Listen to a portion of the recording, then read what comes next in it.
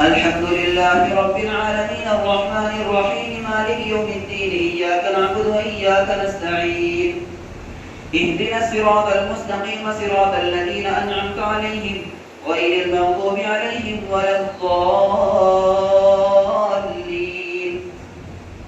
قل يا عبادي الذين أسرفوا على أنفسهم لا تقنطوا من رحمة الله إن الله يغفر الذنوب جميعا إنه هو الغفور الرحيم.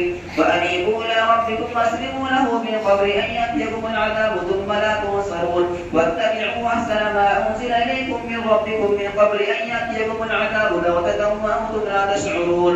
أو تقول نفس يا حسرة على ما فرطت في جنب الله وإن كنت لمن الساخرين. أو تقول لو أن الله هداني لكنت من المتقين. أو تقول حين ترى العذاب لو أن لي كرة فأكون من المحسنين.